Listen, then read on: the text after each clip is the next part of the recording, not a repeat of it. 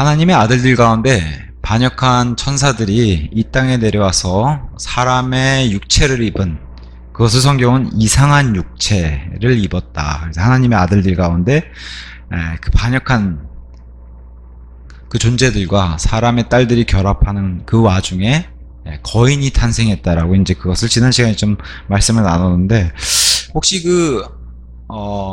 동화책이라고 해야 되나요? 잭과 콩나무 이야기 아세요? 잭과 콩나무? 그 얘기 잘 들여다보시면, 잭이 콩나무를 심었는데 그게 하늘로 뻗어가지고 하늘에서 누가 내려오냐면 거인들이 내려와요. 잭과 콩나무. 아이들 동화 속에도 그런 얘기도 많이 넣어놨고, 또 걸리버 여행기 같은 경우는 아예 그냥 거인과 소인국 사람들이 만나는 그런 내용으로 이제 구성이 되어 있는데, 그 세상 속에서도 거인들 이야기가 굉장히 많이 있습니다. 근데 그게 단순히 그냥 신화나 동화 얘기가 아니라 진짜 성경에 실제로 있었던 일이라는 거를 이제 지난 시간에 이제 나눠봤고, 거인들 탄생 이후에 이제, 그래서 하나님께서 이제 방주를 제작하시고 하나님이 본격적으로 이 불경건한 세상에 이 심판을 경고하시면서 아울러서 이제 구원도 해주신 다 하나님이 마련해 놓으시는 거예요. 구원 계획. 그걸 이제 살펴보도록 하겠습니다. 그래서 14절에서 17절, 본격적인 이제 구원 계획이 시작됩니다. 그래서 14절, 너는 고펠 목재로 방주 하나를 만들라. 너는 방주 안에 방들을 만들지니 그것의 내부와 외부를 역청으로 칠할지니라. 그리고 너가 만들어야 할 것의 형식은 이러하니라. 방주의 길이는 300큐빗이 되게 하고 그것의 너비는 50큐빗이 되게 하며 그것의 높이는 30큐빗이 되게 할지니라. 16절, 너는 방주의 창문 하나를 만들지니 위에서부터 1큐빗으로 그것을 마감할지니라. 그리고 너는 방주의 문을 그것의 측면에 낼지니라. 너는 그것을 아래층과 2층과 3층으로 만들지니라. 자, 하나님께서 이렇게 다 마련해 놓으시고 이것을 노아에게 알려주시고 양식을, 그리고 하나님이 그것을 모두 계획하셨다는 거. 사실 이 방주 자체도 성경의 주인공인 예수님을 예표한다는 거예요. 그래서 어떤 분은 이런 표현했어요. 방주는 그럴싸하게 우리가 알고 있는 배나 보트나 사람이 보기에 이쁜 것처럼 만드는 게 아니라, 이 방들, 여기 말씀하신 기록된 방들을 갖춘 물에 뜰 수 있는 빌딩이라는 거예요. 그냥 방주 자체가 사람 눈에 이뻐 보이는 그런 구조물은 아니라는 거죠. 자, 여기 보면 시작에 고펠 목재라고 등장하는데, 이 고펠이라는 나무 재료 자체가 고대 사람들이 사람이 죽을 때 관을 만들 때 사용했던 것과 같은 재료라는 거예요. 잘 썩지 않는 나무. 그래서 그 특징을 가지고 있어서 우리가 잘 아는 로마 바티칸, 그 로마 베드로 성당의 문 자체가 콘스탄틴 대제 있잖아요. 콘스탄틴 대제서부터 심지어는 그 대표적인 문을 고펠 목재로 지었는데 이게 1000년 동안 보수를 하지 않을 정도로 유지가 됐다는 기록을 가지고 있을 정도로, 그래서 이 고펠 재료로 쓴 방주를 이제 알려주고 있습니다.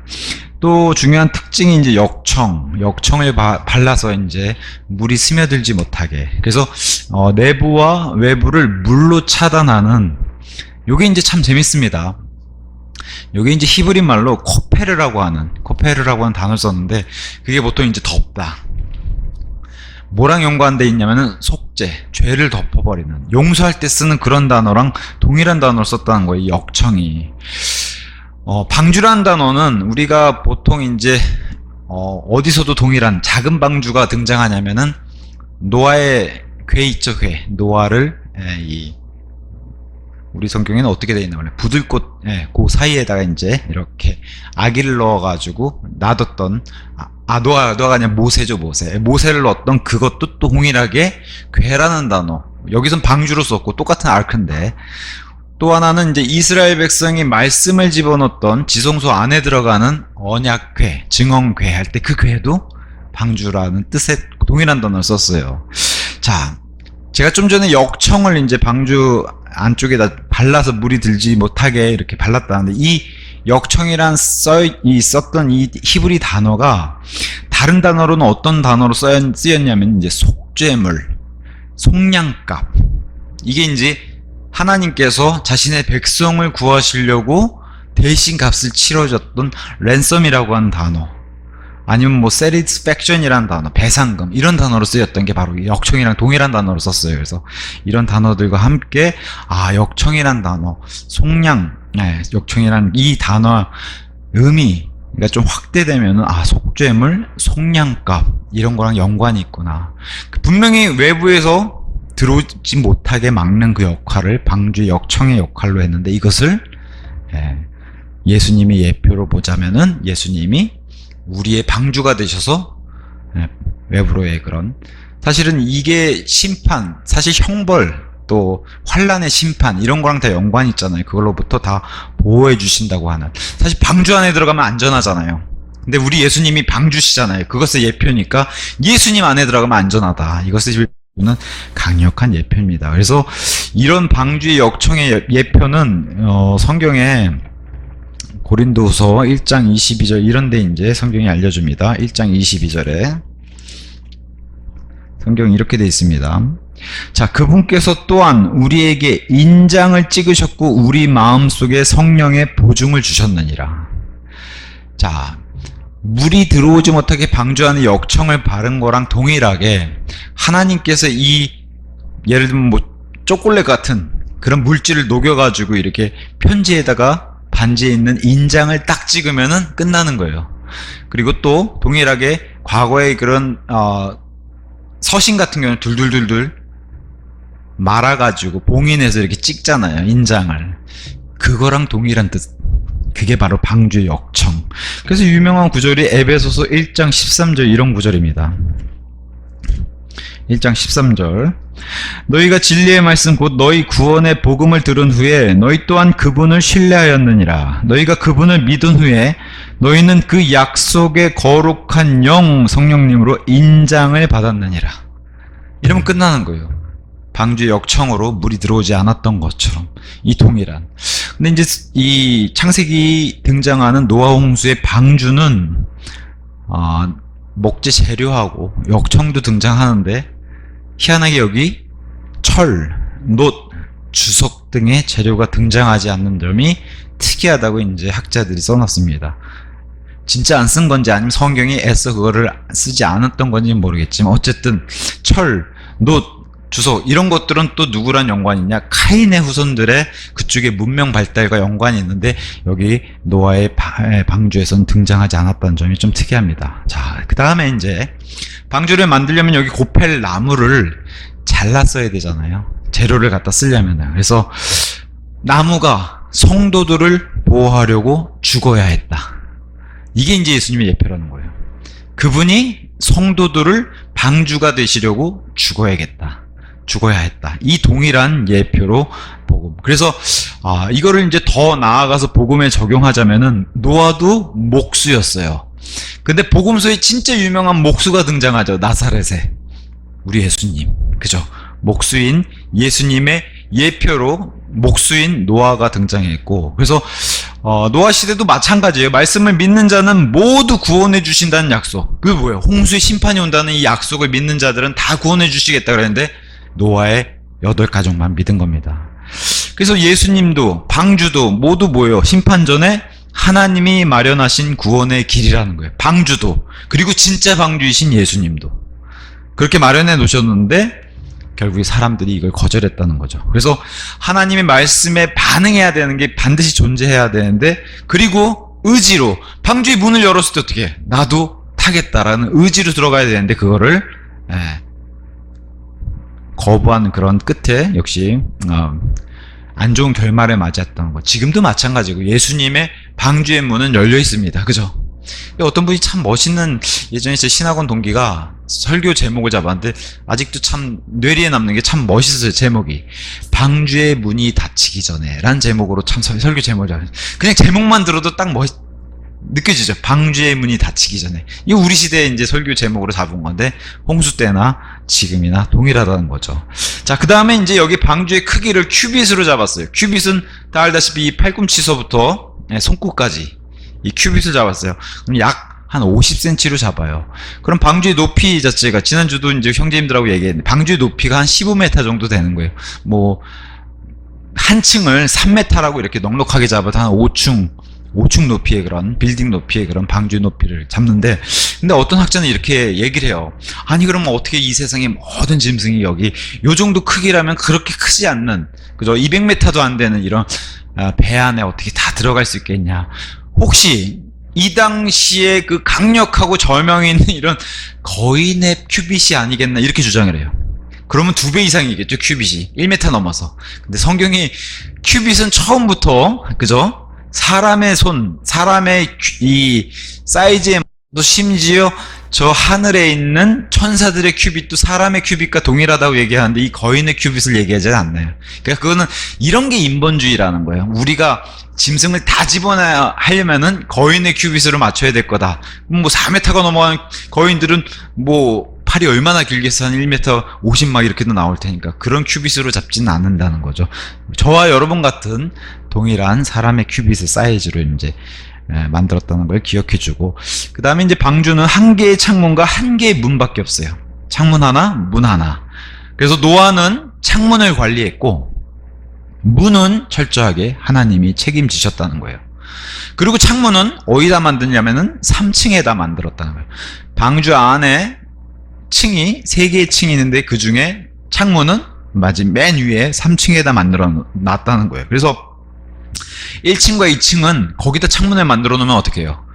넘치는 물, 이걸 볼 수 있고, 또 멸망의 모습들, 사람들이 살려달라. 원래 비가 많이 오기 시작하면, 뭐 우리 예전에 뭐 만화 성경 같은 거 보면 비가 많이 오기 시작하면 이제 방주 근처로 와가지고 살려달라고 막 두들기는데 문이 닫히면 이제 기회가 없는 거잖아요. 만약에 거기다가 창문을 만들어 놓으면 이런 걸 볼 수 있다는 거죠.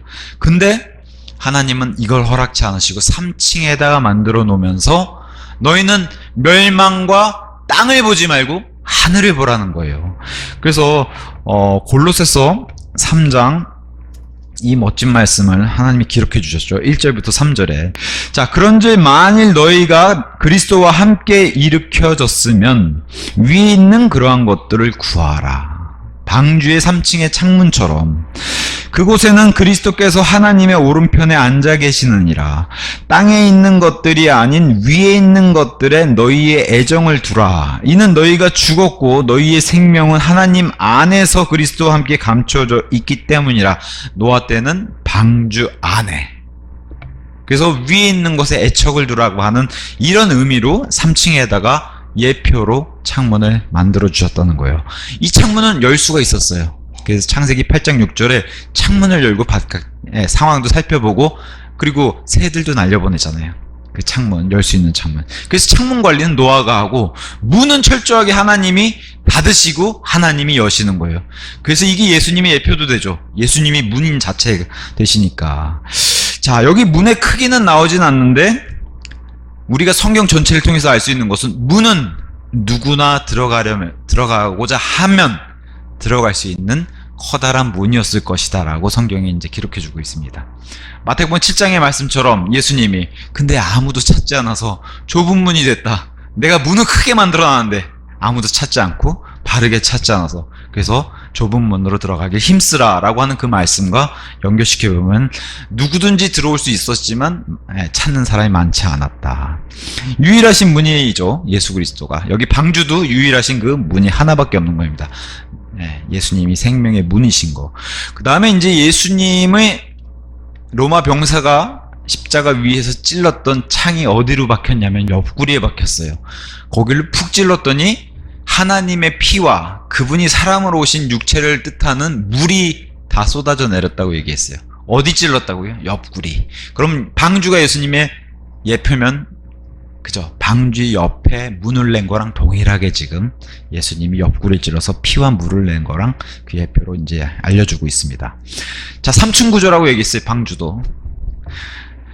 에스겔서 42장 6절에 가보면 에스겔 성전의 구조가 3층으로 되어 있습니다. 성막도 3개의 구조로 되어 있죠. 뜰, 성소와 지성소. 성막의 구조도 이렇게 되어 있고, 이스라엘도 3개 지방으로 되어 있어요. 갈릴리, 사마리아, 유대. 그죠? 그 다음에 우리가 살고 있는 이 하늘도 3개로 나눠요. 첫째 하늘, 그 다음에 부패한 둘째 하늘, 하나님 계셨, 셋째 하늘. 자, 우리의 구원도 3개로 나눕니다. 형벌로 따지는 과거, 우리가 용서받은 형벌, 과거의 구원, 우리가 살고 있는 현재, 성화의 단계인 현재, 앞으로 예수님을 닮아서 몸이 호련히 변 부활 단계의 미래. 그래서 구원도 과거, 현재, 미래로 나누기도 하고. 또 어떻게 해요? 구원은 내가 구원받지만 나는 삼중구조로 돼 있잖아요. 영혼, 몸 다 구원받아요. 삼중구조로. 그래서 이런 3층을 뜻하는 이런 거랑 연관이 이렇게 세 개로 구성되어 있는 이런 것들을 성경이 알려주고 있습니다. 자, 그러면서 17절. 그리고 보라, 나 바로 내가 생명의 호흡이 그 속에 있는 모든 육체를 하늘 아래에서 멸망시키고자 땅 위의 물들의 홍수를 일으키노라. 그리하여 땅에 있는 모든 것마다 죽으리라. 자, 방주를 통해서 저주받은 세대, 이 세대들에게 다가올 진노로부터 분명히 빠져나올 길을 제시하시고 노아를 통해서 제시하셨어요.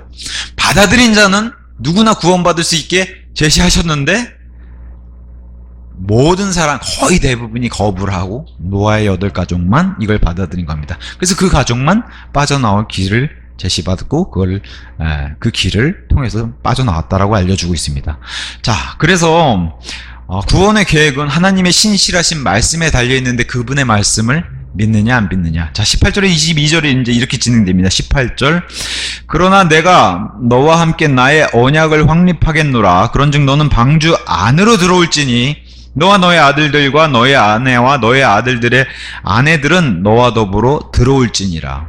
여기 보면은 이게 명령문처럼 보이는데 너와 너의 아들들은 방주 안으로 들어오게 될 것이라고 미래형을 먼저 알려주신 거예요. 그리고 들어오라 하는 것은 언제예요? 7장 1절 같은데. 너와 너의 온 집은 방주 안으로 들어오라. 우리 이호준 형제님 카톡 사진, 그 대표 문구가 이 문장으로 제가 기억하고 있는데. 자, 이게 이제 사람과 하나님이 하신 첫 번째 언약, 커버넌트라고 한 첫 번째 언약. 들어오라, 오라, 다 초청이에요. 지금도 이 초청은 동일하다고 얘기해요. 오전에도 이게 잠깐 나왔지만, 자, 들어오라, 커민트라고 돼 있어요. 마태복음 11장 28절. 수고하고 짐지어진 너희 하나님의 백성들 뭐야? 내게로 오라. 먼저 오고 나서 배우라 그러잖아. 오라라고 초청은 다 예수님이 하시는 거예요. 그리고 요한복음 6장 37절. 아버지께서 내게 보내신 자. 37절. 아버지께서 나에게 주시는 자는 모두 나에게 오리라. 그리고 나에게 오는 자는 내가 절대 쫓아내지 아니하리라. 초청하시고 오는 자는 절대로 쫓아내지 아니하시라. 늘 예수님은 오라고, 자신에게로 오라고 이렇게 초청하세요. 그래서 계시록 22장 17절. 성령과 신부가, 이건 정확하게 제가 한번 읽어야 되겠어. 5조에도 한번 이걸 짚고 넘어갔는데, 계시록을 마무리하면서 특히나 성경을 마무리하시면서도 여전히 초청하시죠. 그리고 성령과 신부가 말하기를, 여기 신부가 교회예요. 저와 여러분도 이렇게 초청하는 입장이지 우리가 초청받는 입장이 아니에요. 성령과 신부가 말하기를 오라 하는도다. 다 컴으로 돼 있어요. 커민트, 방주도 커민트. 오라 하는도다. 그런즉 듣는 자로 하여금 오라 하고 말하게 하고 목마른 자로 하여금 오게 하라. 그리하여 누구든지 원하는 자는 생명수를 값없이 취하게 하라. 이게 은혜예요. 오라. 다 그래서 초청입니다. 예수님은. 자, 그래서 예수님이 우리 방주 예표 되시는 우리의 방주가 되시는 게 예수님이시고, 구원은 그분 안에서만 얻을 수 있다. 방주 안에 들어가는 게 구원이잖아요. 홍수 심판으로부터. 예수님 안으로 들어오라는 거예요. 그래서 그리스도 예수 안에 아내가 계속 교회 서신서에서는 강조를 하고 있습니다. 방주는 분명히 폭풍으로부터 피난처죠. 그리고 저와 여러분은 지옥, 이 세상, 앞으로의 모든 그런 환난으로부터의 피난처가 다 예수님 안에 있으면 안전하다고 얘기를 하는 겁니다. 자, 19절과 20절에 이제 짐승들이 타기 시작해요. 그리고 너는 모든 육체의 생명체 중에서 저마다 각각의 유형을 2마리씩 방주 안으로 들일지니 그것들로 하여금 너와 더불어 생존하게 하려는 것이라. 그것들은 수컷과 암컷이어야 하리라. 날짐승들 중에서 그것들의 종류대로, 또 가축들 중에서 그것들의 종류대로, 땅의 모든 기어다니는 것 중에서 저마다 그의 종류대로 각각의 유형에서 저마다 2마리씩 너에게로 오게 할지니 그것들이 중요한 것, 생각하게 하려는 것이라. 죽이려는 게 아니라 살리려고 이걸 다 들이신다는 거예요. 그래서 나중에 더 자세히 부정한 동물은 2쌍, 정결한, 부정하지 않은 정결한 동물들은 7쌍 해서 7쌍 2쌍씩 다 들여보냅니다. 중요한 건 뭐예요? 살리려고 하시는 거예요. 죽이려고 하는 게 아니라. 그래서 참 이때 보였던 기적이 있어요. 이 기적은 보고자 하고 또 많은 사람들이 다 봤다는 거예요. 이 기적을. 그게 뭐예요? 방주로 짐승들 스스로 모이고 들어가는 기적을 볼 수 있었다는 거예요. 그러니까 홍수의 심판을 믿지 않은 사람들도 뭘 봤어요? 방주로 짐승들이 모여서 들어가는 것은 다 봤다는 거예요.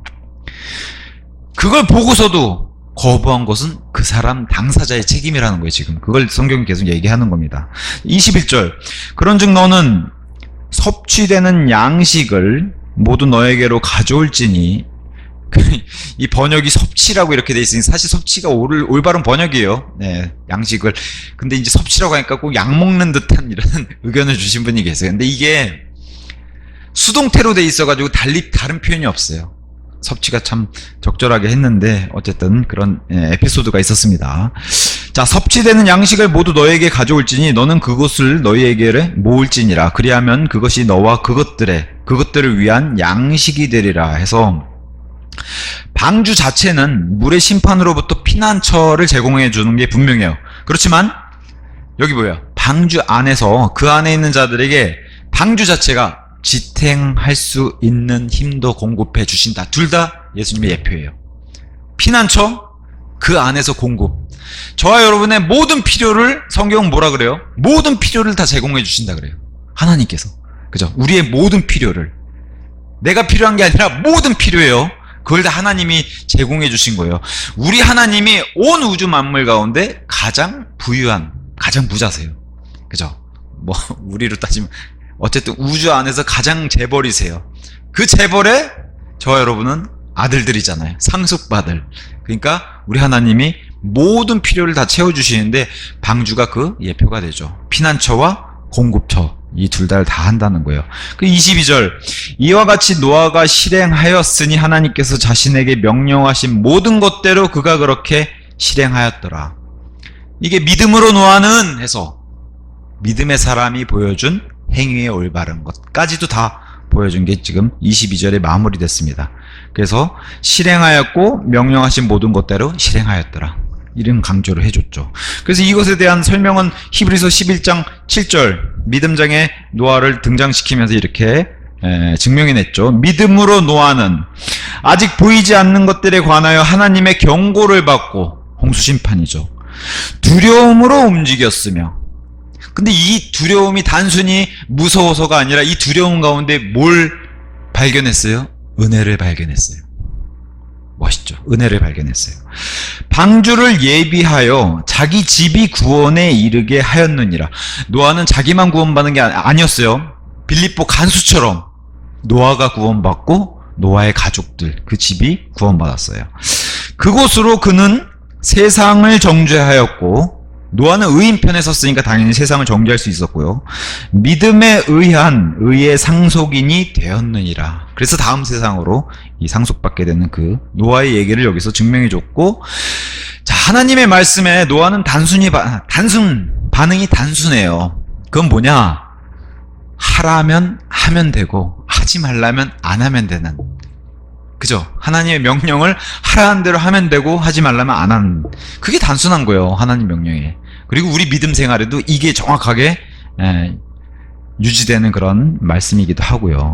자, 홍수 이 심판을 선포했을 때 노아가 120년 선포했다고 얘기하는데, 그렇게 선포하는 기간 동안 얼마나 그 당시에 사는 많은 사람들로부터 조롱받았겠어요. 노아가 120년 동안 말씀도 선포했지만 120년 동안 방주를 제작해야 했었는데 얼마나 많은 조롱을 했을까요? 이걸 제작하면서 쨍쨍 내리쬐는 그런 맑은 날이면 더 했겠죠. 무슨 비가 온다고 저렇게. 그죠? 예수님이 그 재림의 심판을 선포하는 사람들에게도 동일한 이런 조롱은 온다라고 얘기해요. 노아 때랑 동일하게. 그래서 잠언 29장 27절에 그 상대적의 말씀을 이렇게 주세요. 사악한 자들에게는 의인이 어떻게 보이고 의인에게는 사악한 사람이 어떻게 보이는지. 자, 이렇게 얘기합니다. 부정한 사람은 의인들에게 가증함이라. 세상 사람들은 믿는 사람들 보면 아주 가증하게 보인다는 거예요. 믿는 사람들이. 그리고 그 길 가운데서 올바른 자는 반대로요. 저와 여러분 같이 길 가운데서 올바른 자는 사악한 자에게 가증함이라. 상대적이죠. 서로 가증하게 본다는 거예요. 근데 어디에 서 있냐가 중요하겠죠. 어떤 의를 소유하고 있냐가 중요하겠죠. 자, 그래서 이제 노아 시대에 9가지 이런 사실들을 한번 어떤 학자가 이제 정리해놨는데 그걸 한번 얘기해 드릴게요. 노아 시대. 자, 당시 노아 시대에는 어떤 사람이 또 엄청난 설교자가 있었냐? 에녹이라는 사람이 있었어요. 노아 시대에. 근데 에녹이 이렇게 의의 선포를 했는데도 많은 회심자가 있지 않았다라고 성경은 보여줘요. 구원받은 사람이 많지 않았다라고 얘기해줘요. 이걸 이어서 노아도 의의 선포자였는데 노아도 마찬가지 이렇게 선포했을 때 노아 시대도 마찬가지고 동시대지만 이런 사람들이 선포를 했음에도 많은 회심자가 있다고 성경은 얘기하지 않습니다. 중요한 것은 하나님이 결과를 보시는 게 아니라 과정을 보신다는 거예요. 결과는 하나님께 맡기고 결과까지 좋으면요 진짜 금상첨화하겠지만 그렇지 않다고 얘기해요. 하나님은 결과를 중시하는 게 아니라 그저 하나님의 명령에 실행했느냐 안 했느냐, 뜻을 따랐느냐 안 따랐느냐, 믿음을 가지고 그걸 하나님이 보시면서 결과가 아닌 과정을 보신다는 거예요. 역시 말씀에 순종하는 거. 이 과정 자체가 결과가 아니라 과정 자체가 하나님을 기쁘게 해드렸다는 거예요. 그게 에녹과 노아의 공통점이에요. 이것을 충실했다는 거예요. 자, 그리고 또 하나는 방주가 완성되기 전에는 홍수가 절대 오지 않아요. 준비가 되기 전에는 홍수를 보내지 않으셨다는 거예요. 이게 어떤 예표가 되냐면 교회가 완성. 예수 그리스도의 안에 들어가는 이 거대한 방주, 우주교회라고 얘기하죠. 이게 완성되기 전에는 홍수처럼 대환란이 오지 않아요. 그 마지막 사람이 방주에 올라타야지 방주의 문을 하나님이 닫으셨던 것처럼 예수님의 문도 하나님이 닫으시는 거예요. 그 몸에 들어가는. 그래서 이 거대한 영적 방주에 완성되기 전까지는 대환란이 오지 않아요. 심판이. 그 또 하나, 대환란은 교회는 부활과 휴거로 올라간다 치고 대환란이 오려면 누가 또 준비해야 되냐면 이스라엘이 준비해야 되잖아요. 그래서 이스라엘 백성들이 피난처라든가 이런 게 준비되지 않으면 오지 않아요. 대환란. 이것까지도 예표로 보여줍니다. 자, 재림은 우리가 생각하는 우리 믿음의 시대, 그러니까 사도 바울이라든가 이런 신약 성경에 기록되어 있는 때보다도 훨씬 더 가까이 와 있죠. 그래서 야고보서 5장 8절 이런 말씀에서는 단순하게 이제 이렇게 얘기합니다. 너희 역시 인내하라. 너희의 마음을 확고하게 하라. 이는 주의 오심이 가까이 다가오기 때문이라. 믿었던 때보다 더 가까이 왔다고. 로마서 13장 11절 12절도 그렇게 얘기합니다. 우리가 믿었던 때보다 훨씬 더 가까이 와 있다. 재림은. 자, 첫 번째, 노아 시대 사람들 사실을 우리가 이런 확인할 수 있는데 노아 시대 사람들은 구원자에 관한 약속을 알고 있었어요. 누구로부터 시작해요? 아담서부터. 그래서 창세기 3장 15절 아담과 이브의 어린 양의 가죽 옷들을 통해서 우리가 알 수 있었고, 그리고 아담과 이브가 그걸 직접 겪고 얘기해주는. 그래서 노아의 아버지 라멕 때까지 아담이 살고 있었어요. 그러면 라멕에 전해준 그 말을 바로 노아, 단 2세대만 넘어가서 직접 들을 수 있는 이런 입술로 통해서 들을 수 있는 이런 시대였고, 사람들이 너무 워낙 오래 살았기 때문에. 그리고 여자의 씨를 통해서 구원자로 주신다고, 메시아를 주신다고는 이 약속도 이 시대 사람들 동일하게 가지고 있었고, 또 뭘 알고 있었어요? 기본적으로 아담의 후손으로 태어나서 우리가 죄인으로 태어났다는 걸 다 알고 있었어요. 그러다 보니까 죄인은 구원이 필요한 존재라는 것을 알고 있었다는 거예요. 노아 시대 사람들도. 재림의 시대도 같죠. 우리 역시도 하나님께서 계신다는 사실과 우리가 죄인이라는 사실, 이거는 사실이 달라지지 않았어요. 로마서 1장 19절 20절 뭐라고 얘기해요? 하나님이 계시고, 근데 그분을 사람들이 멀리하고 깎아놓은 형상에 절하고 하나님 진리를 거부하고 불의를 붙잡고, 그죠?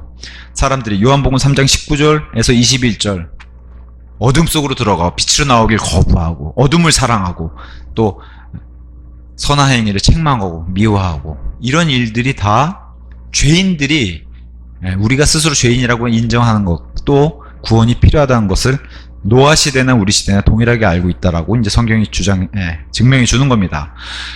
그럼 또 하나 동일한 점도 있죠. 누구든지 원하면 구원받을 수 있게 해주신 것, 그게 노아의 날들이든 우리 재림의 날들이든 동일하죠. 방주를 통해서 누구든지 탈 수 있게 마련해 주셨고, 지금도 예수 그리스도라고 하는 방주를 통해서 누구든지 탈 수 있게 마련해 주셨는데 결국에 거부하는 것은 당사자들이에요. 이게 너무 안타깝지만 어쩔 수 없이 그게 이제 현실이라는 거. 자, 두 번째는 그 당시 사람이든 지금이든 동일한 게 있어요. 그건 뭐냐? 피해 희생이 있어야 된다. 그게 전적으로 필요하다는 것을 그 시대 사람들도 우리도 다 알고 있다는 거예요. 왜냐? 아담서부터 이 피해 희생을 봤거든요. 에덴 왕국 안에 동산에 있을 때부터. 그때부터 피해 희생을 봤어요. 그래서 홍수 이후에 새로운 세상이 열렸을 때 노아가 하나님의 명령대로 번제물을 바쳤어요. 창세기 8장 20절. 이후에 다시 살펴보겠지만 이런 필요성이 있다는 걸 알아요. 그 번제물이 뭐예요? 피를 낸 어린 양을 바치는. 죄를 용서받기 위해서는 반드시 피 희생이 필요하다는 것을 알아요. 아담도 그의 아들들도 아들들의 아들들도 다 알고 있었어요. 이건 다 구전으로도 다 전해주고. 그래서 카인과 아벨이 이 문제에서 바로 믿음의 갈림길이 생겼죠. 아벨은 이걸 믿음으로 택했고 카인은 거부했고. 그래서 이걸 피해 희생을 거부한 사람들이 지금도 그 시대부터 지금까지도 많은 사람들이 지옥에 던져지고 있다. 이렇게 이제 표현을 했습니다. 왜 그러냐? 주님께서 값없이 주시는 용서와 구원을 거부하기 때문에 피해 희생을 통한 구약에서는 이게 짐승의 피해로 덮어주는 용서를 받았지만 신약에서는 이 예수 그리스도라고 하는 완벽한 희생물로 이것을 덮어주시는 완전한 용서를 받을 수 있음에도 거부하는 것은 자기 책임이라는 거에서 노아의 날들도 지금도 동일하게 이제 이루어진다는 거. 자, 사람들은 이런 피해 희생을 거부해요. 많은 세상의 종교들 가운데. 왜냐? 사람 눈에는 보기 안 좋거든요. 만약에 지금 이 시대에도 아프리카 가면 막 사슴을 죽여서 피를 뽑고 거기서 막 이상한 춤을 추고 막 그런 제사를 지내잖아요. 그게 사람 눈에 좋아 보여요? 안 좋아 보이죠. 더러워 보이고 비위생적이고. 그러니까 어떤 학자가 이렇게 얘기했어요. 사람들은 보기 이쁘게 깎아놓은 우상에다 바치는 걸 좋아하지, 거기다 절하고 거기 섬기는 걸 좋아하지, 이런 짐승을 잡아서 피내고 이런 거는 지금도 사실 아프리카 사람들이 그런, 아니면 아마존 사람들이 그런 걸 보인다면 미개한 족속이라고 생각하잖아요. 좋아하지 않는다는 거예요. 근데 구약시대는 그게 하나님의 방법이었다는 거예요. 피를 뽑고 불을 태워서 태우고 이런 것들. 근데 이게 다 뭘 예표하고 있어요? 예수 그리스도의 피. 근데 이건 단순히 종교 문제가 아니라는 거죠. 죽느냐 사느냐의 문제. 여기서 예수 그리스도의 피로 씻겨지지 않으면은 죄송하지만 지옥에 가는 거예요.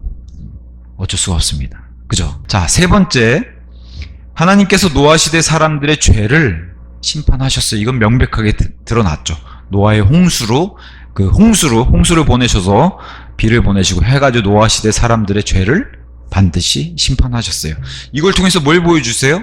하나님은 죄를 반드시 심판하신다.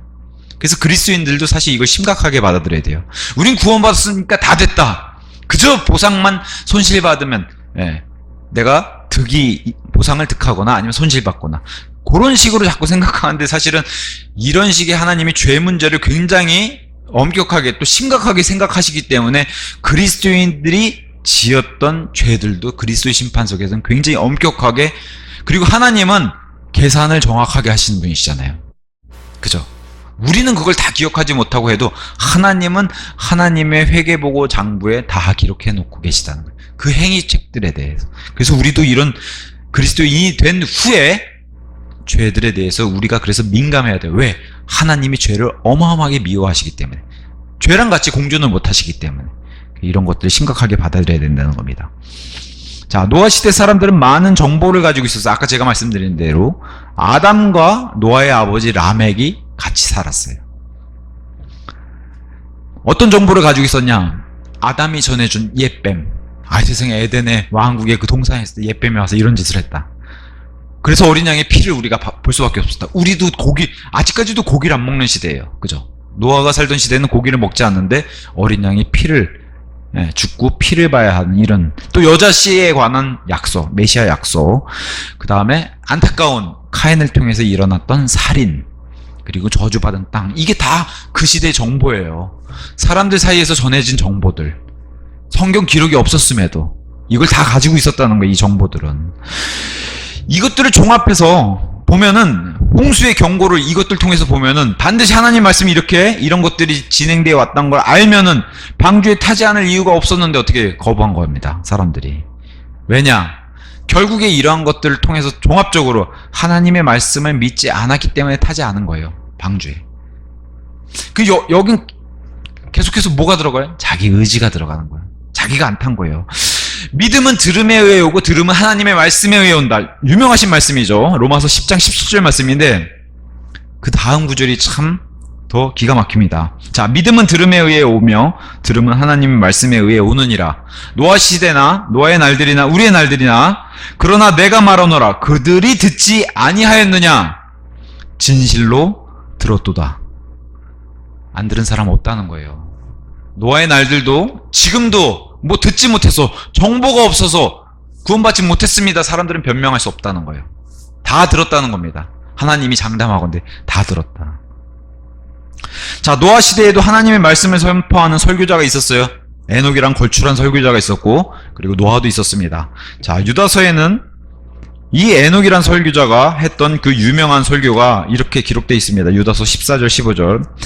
그런즉 아담으로부터 일곱째 자손인 에녹 역시 이들에 대하여 예언하며 이같이 말하였도다. 불경건한 사람들에 대해서 보라, 주께서 그분의 수만 성도와 함께 오시나니 모든 자에게 심판을 집행하려 하시며 그들이 불경건하게 저지른 그들의 모든 불경건한 행실들에 관하여 그들 사이에 있는 불경건한 모든 것과 불경건한 죄인들이 그분을 대적하여 말한 그들의 모든 험한 언사들의 유죄 판결을 내리시려 함이라. 이걸 계속해서 의에 선포를 했던 게 에녹이었습니다. 노아도 동일한 걸 했고. 근데 사람들이 반응하지 않았어요. 왜요? 진리에 관심이 없었기 때문에. 지금도 동일합니다. 이것은 진리에 관심이 없었기 때문에. 자, 노아 시대 사람들은 의가 무엇인지 들었어요. 분명히 하나님께서 전달하고자 하는 그 의가 무엇인지 들었어요. 노아도 역시 의의 선포자라고 베드로서 2장 4절 5절에 기록되어 있습니다. 노아 시대도 마찬가지로 다수가 섰어요. 하나님 반대편에. 만약에 지금 우리가 살고 있는 이런 자유가 붙은 민주주의를 할지라도 자유민주주의는 그렇잖아요. 많은 사람이 선택한 곳을 택하잖아요. 그럼 노아 시대에 하나님 대적하는 많은 사람이 선 그렇다고 많은 사람이 노아의 8가족 빼고 섰다고 하더라도 하나님의 의의 기준이 바뀌진 않는다는 거예요. 하나님은 이런 민주주의 투표를 하시는 분이 아니시기 때문에.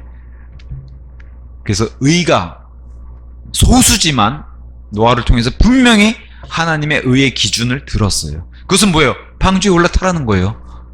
홍수가 오니까.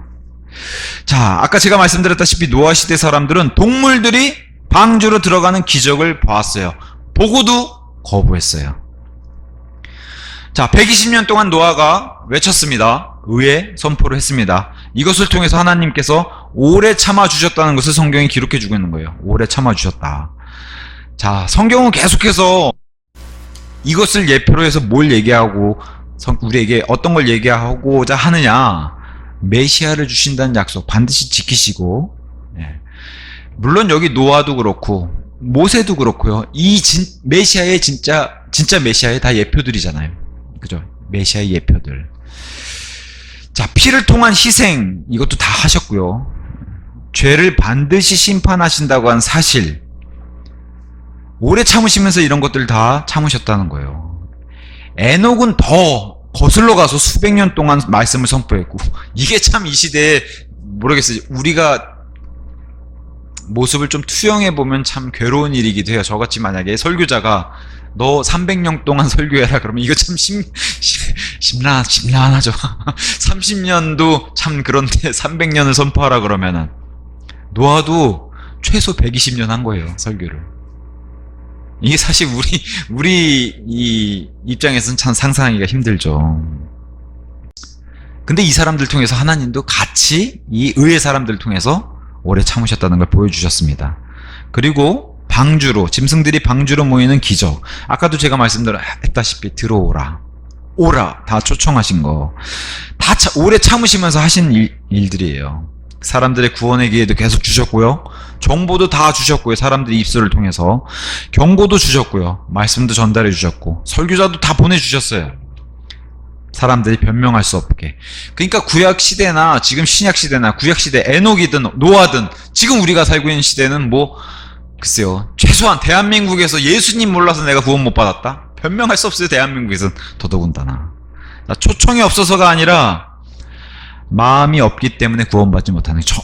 역시 중요한 건 마음에 어떤 것을 담았느냐, 어떤 것을 거부하느냐, 여기서 출발이라는 거예요. 마음. 우리 오전에도 마음에서 탐심을 봤잖아요. 탐심. 마음에서 품은 것. 자, 하나님께서 오래 참으시지만 오래 참으신 기간 동안 또 뭘 했어요? 육체와 다투셨다 그래요. 하나님은 영이시고 땅에 있는 육체들과 다투셨다. 그래서 영과 육신은 항상 이 다투는 관계. 우리 안의 구조도 똑같아요. 우리 안에도 영적인, 그다음에 육신적인 이 부분들이 겉사람과 속사람으로 계속 부딪히고 다투시는 이 일처럼 노아의 홍수 때도 그 일이 계속 하나님이 다투셨고, 예수님이 다녀가신 이 2000년 시간 동안도 뭐 하세요? 하나님은 또 하나님의 사람들을 구원시켜서 교회를 만들어 주셨는데, 교회를 통해서 육신에 안 믿는 사람들과 다투시고 계신 거예요. 2000년 동안. 그걸 동일하게 지금 예표로 노아 홍수 시대에 보여줬어요. 노아 홍수 시대에 실질적으로 많은 사실들, 정보들 다 가지고 있죠. 우리 시대랑 동일하게. 마지막으로 이제 방주와 우리 진짜 방주인 예수님을 한번 비교해보고 마무리하겠습니다. 심판이 임하기 전에 주님께서 마련해 놓으신 구원의 길이 방주, 그리고 예수 그리스도죠. 구원의 길. 그래서 실질적인 이 하나님의 진노의 이런 것들을 피할 수 있는, 그래서 데살로니가 교회에다가는 직접적으로 이런 말씀도 주셨습니다. 1장 10절. 하늘로부터 오실 그분의 아들을 기다리는지 보여주느니라. 그분은 죽은 자들로부터 살아나신 분, 바로 예수님이시요 다가올 진노, 이게 하나님이 화내시는, 진노하시는 그 다가올 진노로부터 우리를 구해내신 분이시라. 이미 구해내셨다는 거예요. 그래서 데살로니가 교회에 이 편지를 주면서 교회는 다가올 진노 전에 올라간다는 거예요. 그 구원의 길을 마련해 주신 분이 바로 예수 그리스도, 구약에서는 지금 방주로 드러나 있다는 겁니다. 자, 하나님께서 공개적으로 마련해 놓으신 길이라는 거예요. 이 구원의 길 자체가. 그래서 고린도후서 4장 6절에, 자, 중요한 거는 공개적이라는 거. 4장 6절에, 자, 이는 빛으로 하여금 어둠으로부터 나와 비추라고 명령하신 하나님께서 예수 그리스도의 얼굴에 있는 하나님의 영광을 아는 빛을 주시고자 우리의 마음속을 비추셨기 때문이라.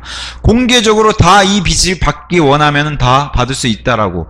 그리고 세계에서 빛이 있으라 하셨던 그분께서 우리 마음에 이 복음의 빛을 다 비춰주셨다고. 받고자 하는 사람들은 다 받을 수 있다라고 얘기를 해요. 공개적으로 이렇게 마련해 놓으셨다는 거예요. 그게 계속 동일한 그 문맥으로 흐르는 게 뭐예요? 변명할 수 없다는 거예요. 사람들이 변명할 수 없게끔. 그래서 이 공개적으로 마련해 놓으신 이 구원의 길, 노아 시대 사람들이 왜 물에 빠져 죽었는가? 홍수를 피할 수 있는 방법을 몰라서가 아니라 하나님의 경고를 허투루 받아들였기 때문에, 헛되이 받아들였기 때문에. 그게 유일한 구원의 길이었는데 거부했다는 거예요. 방주를. 예수 그리스도도 마찬가지죠. 이분만이 유일한 구원이, 유일한 길이고 이분 외에는 구원자가 없습니다. 하늘 아래. 근데 그걸 거부했기 때문에 지옥에 가는 겁니다. 그래서 사람들이 지옥에 가는 이유는 여기 고린도서 4장 6절의 말씀처럼 빛을 거부하기 때문에, 그리고 어둠 속에 거하는 걸 좋아하기 때문에 간다고 이렇게 말을 하고 있습니다. 자, 사람을 구원하기 위해 죽임을 당했다. 방주는 살아있는 나무가 죽임당해서 방주 역할을 목재로, 재료로 들어갔죠. 이것은 예수 그리스도의 죽음을 예표하기도 합니다. 다니엘서 9장에서는 이 말씀 분명히 69일의 이후에 한번 끊어져요. 그 얘기를 분명히 하죠. 메시아가 한번 끊어진다고. 9장 26절 62주간, 앞에 7주간이 있었고 62주간, 이게 이제 총 합쳐서 69주간이에요. 메시아가 끊어질 것이나, 이게 십자가의 죽음을 예표하죠. 십자가 죽음을, 실제적인 그 사건을 얘기하고, 자신 때문에 끊어지는 것은 아니니라. 누구예요? 하나님의 사람들을 위해서 자신이 죽는 일 때문에 죽어야 된다고 얘기해요. 살아있는 나무가 방주의 재료로 들어가는 것처럼 진짜 방주가 되신 예수님이 죽어야 된다는 거예요. 이 얘기를 여기서 합니다. 구원하기 위해 죽임 당하신다는 거예요. 그래서 방주도 그렇고 예수님도 그렇고 동일한 것 또 하나 있어요. 둘 다 매력적인 생김새가 아니라는 거예요. 방주도 우리가 알고 있는 그런 멋진 배, 요트 모양이 아니라 정말 그냥 물에 뜨는, 이건 어디 막 헤쳐 그렇게 갈 필요가 없는 거예요. 그냥 폭풍만 견디는, 물에 떠 있기만 하면 되는 구조. 그게 바로 방주였고, 예수님도 이사야서 53장 2절 마른 볼품이 없는 분이라고, 이 땅에 정말 출중한 외모로 오신 분이 아니라고 이렇게 얘기하죠. 근데 이분이 진짜 방주라는 거예요. 방주의 예표는, 아니면 진짜 실제든 둘 다 이쁘지 않았다, 이것을 이제 보여줍니다. 그래서 참 단순 표현으로 그저 방주가 되기 위해 오셨다. 자, 유일한 구원의 길, 그래서 하늘 아래 우리를 구원한 다른 이름을 주지 않으셨다는 거예요. 그래서 구원은 어디에만 있어요? 방주 안에만. 창세기엔 그걸 보여주고 있고, 신약시대에 우리 시대에 와서는 예수 그리스도 안에만. 그래서 안이 중요한 거예요. 안. 그 안에 들어가야지만. 자, 누구나 들어갈 수 있는 피난처였어요. 구원받은 자는 극소수였어요. 특히나 창세기 6장에 등장하는 구원받은 수는 극소수지만 누구나 다 초대하셨다는 거예요. 다 오라. 다 내게로 오라. 이건 동일하다는 거죠. 이 초대는. 자, 구원의 영원한 안전보장. 자, 홍수, 방주 안에 타고 있는 자들, 노아 안전해요, 안 해요? 안전하죠. 그것을 역청으로 보여줬죠. 역청 재료로 봐서 물이 안으로 들어오지 못하게. 그래서 이 역청과 동일하게 신약시대에 어떤 거랑 견주하게 됐어요? 성령님. 우리 안에 들어오신 성령님. 그리고 그 성령님 안에 우리가 타고 있는 거랑 동일하게 표현하죠. 그분이 우리 안에, 우리가 그분 안에. 그럼 우리가 타고 있는 그분은 누구예요? 예수 그리스도라고 하는 예수님 안, 그 진짜 방주 안에 타고 계신데, 거기에 이제 성령님이 역청과 같은 역할로 보호해 주신다. 영원 무궁토록, 그렇게 얘기하고 있습니다. 자, 방주의 옆에 문이 있었죠. 그래서 예수님도 옆구리에 창을 통해서 피와 물이 쏟아졌던 이런 일들. 3층 구성으로 돼 있는 거, 아까 구원도 과거, 현재, 미래. 죄도 마찬가지예요. 죄도 3단계로 구분해요. 지옥의 형벌, 과거랑 같이 맞물리는. 그 다음에 죄의 파워, 이게 우리 성화 단계에서 계속해서 마귀가 당기는 죄를 가지고, 죄가 우리를 당기거나 우리가 성령님의 파워 아래서 죄를 다스리거나, 이 죄의 파워 게임을 지금 하고 있는 거예요. 이게 성화라고 얘기해요. 그 다음에 이제 아예 죄가 박멸되는, 죄의 존재 자체도 없어지는 영화로운 단계 가면은, 우리가 예수님 만날 때는 아예 죄가 없어요. 그래서 우리가 하는 모든 행동 하나하나가 다 하나님께 영광이 되고 기쁨이 되는, 상상하기 힘든, 그죠? 우리의 모든 게 하나님의 기쁨이 되는 그런 때가 있다는 거예요. 그때는 죄가 아예 없는, 죄 존재 자체가 없는. 그래서 죄도 이렇게 세 단계로 나눠져 있는 것 자체가 방주를 3층으로 구성하고 있는 거랑 이렇게 견주어 볼 수 있다라는 겁니다. 자, 3층에 창문이 있다라고 얘기했어요. 그건 아까 말씀드린 대로 예수님께서, 또 하나님께서 베풀어 주신 은혜로 위에 있는 것들을 추구하라고 하나님의 사람들에게 만들어준 그 예표로 이렇게 보여주고 있습니다. 자, 방주는 그 안에 있는 사람들에게는 충분히 넓어요.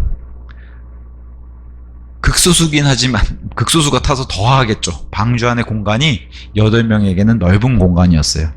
그죠? 아무래도 8명에게는 이 150m 넘는 이 길이, 이런 방주가 넓은 곳이죠. 이 건물에도 우리가 8명만 산다고 해도 충분히 살 텐데, 그죠? 새 예루살렘도, 뭐 여긴 더 어마어마한 공간이죠. 이 땅에 있는 모든 교회가 가서 다 살아도, 지금까지 2000년 동안 구원받은 사람들이 다 살아도 엄청나게 넓은 맨션 저택을 주신다는 거예요. 각자 한 사람 한 사람에게. 그렇게 해도 한 층도 못 채워요. 근데 이게 요한계시록 가서 보면 1400층인가 돼 있죠, 이게. 그것도 한 층을 1km로 놨을 때. 그러니까 이 방주랑 비교는 안 되죠. 한 층을 1km로 놨을 때 1400층. 이 정도 규모의 그러니까 저택을, 어마어마한 저택을 주신다는 그런 말씀을 우리가 받아도 전혀 무방하죠. 우리 상상. 그러니까 이것은 사람의 눈에도 귀에도 들어간 적이 없다는 거예요. 지금 3m를 한 층으로 놔도 노아의 방주는 5층 높이인데, 새 예루살렘은 뭐 그거랑 비교도 안 될 정도로 이런 어마어마한 보상이 기다리고 있다는 겁니다. 자, 방주 안에는 피난처도 되지만 공급처도 된다 그랬어요. 그래서 필요한 모든 것. 그래서 아까 제가 말씀드린 하나님께서 우리의 모든 필요를 채워주신다. 그게 빌립보서 4장 19절 말씀이에요. 오히려 나의 하나님께서는 그리스도 예수를 통하여 영광 안에서 자신의 부요하심에 따라 너희의 모든 필요를 공급하시리라. 자, 방주 안에도 마찬가지였고 예수 그리스도 안에서도 이 모든 게 이루어진다는 거예요. 영원 무궁토록. 우리가 구원받은 이후에는. 자, 방주 안에 짐승들은 평화롭게 지냈어요. 그죠? 그게 하나님의 질서예요. 그 안에서 막 다투고 그러지 않았어요. 그리고 육식 이전의 상태이기 때문에 먹이 사슬의 그런 관계가 아니었어요. 초식동물의 그런 상태였기 때문에 평화롭게 지냈고, 이와 마찬가지로 예수님이라고 하는 방주 안에 탄 자들은 화평 안에 지낼 수 있다라고 얘기해요. 근데 어떻게 해요? 우리가 바라보는 교회에는 그렇지 못하다라고 사도 바울이 서신을 쓰니 이게 참 하나님 입장에서는 마음이 아프신 거예요. 방주 안에 태어났더니 짐승들도 저렇게 화평하게 사이좋게 지내는데 오히려 사람들이 더 원수처럼 지내니까 문제가 되는 겁니다. 자, 모두 땅에서 들림 받았어요. 그죠? 방주는 그 자체로 물에서 뜨기만 하면 되는데 중요한 건 뜬다는 거예요. 교회 역시도 땅에서 들림 받아서 올라간다는 거. 이게 이제 공통적으로 되어 있습니다. 방주와 예수님의 공통점. 자, 둘 다 그리고 땅으로 다시 돌아와요. 홍수는 물이 빠진 뒤에 다시 아라랏산으로 돌아와서 거기서 멈추죠. 그리고 새로운 세상의 문을 열어서 노아를 새로운 세상에 넣어주고, 예수님도 어떻게 다시 땅으로 돌아오시죠. 그래서 우리는 천년왕국, 하늘의 왕국, 메시아 왕국이라고 얘기해요. 다시 땅으로. 그래서 저와 여러분이 예수님의 신부가 되는 교회는 신혼여행 가잖아요. 신혼여행. 하늘에서 혼인만찬, 혼인식, 결혼식 하고서 내려와가지고 신혼여행 가는 천년왕국. 그래서 둘 다 새로운 세상으로 인도하여 살게 된다. 방주도 예수 그리스도 몸 안으로 구원받은 교회도 역시 새로운 세상, 저와 여러분도 마찬가지로 이렇게 인도받아서 영원 무궁토록 살게 된다는 겁니다. 자, 결론. 자, 이제 끝났습니다. 다 끝났습니다. 자, 제 마지막 이 한 문장으로 이제 마칠게요. 자, 이제는 아무리 튼튼한 배를 만들어도 하나님의 심판을 피할 수 없어요. 방주 시대는 끝났고, 방주의 노아의 방주 같은 그런 방주는 이제 더 이상 필요 없다는 거죠. 오직 이제 하나님의 그 진노의 심판에서 벗어날 수 있는 유일한 길은 예수 그리스도밖에 없습니다. 그게 진짜 실제니까. 오늘 여기까지 하고 마치도록 하겠습니다.